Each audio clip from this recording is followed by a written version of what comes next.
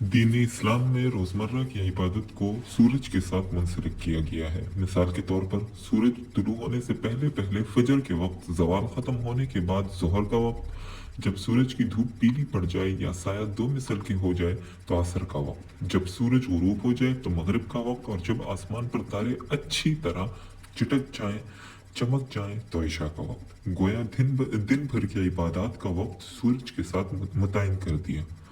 इसमें कितनी आसानी है, घड़ी की भी जरूरत नहीं। आदमी समंदर में हो, जंगल में हो, शहर में हो, वीराने में हो, सूरज के हिसाब से चीज का साया देखे और अपनी नमाज को अदा कर दे।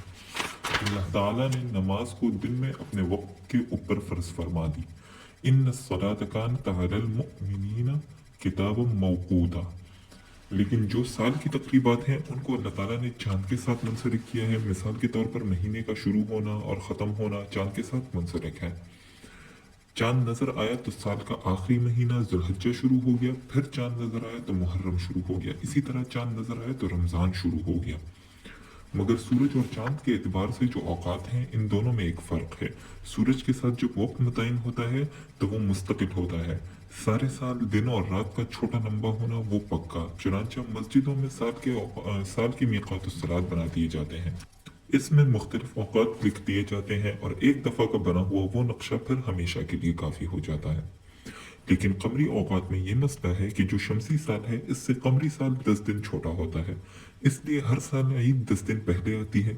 अल्लाह ताला ने सालाना इबादत को जो इस चांद के साथ नत्थी फरमाया, इसमें एक हिकमत है। हिकमत यह है कि अगर सूरज के साथ नत्थी कर देते तो जिन लोगों के रोजे सर्दियों में होते तो सारी उम्र उनके रोजे इतने ही छोटे होते, और जिनके रोजे गर्मियों में होते सारी उम्र उनके रोजे इतने ही लंबे होते।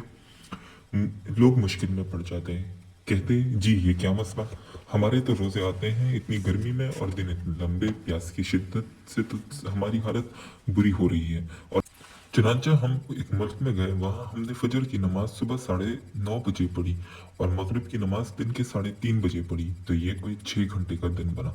अब इस दौरान जोहर भी हुई, असर भी हुई और मगरिब आ गई, और बाकी सारी रात इतनी लंबी कि बंदा रात से तंग आ जाता है।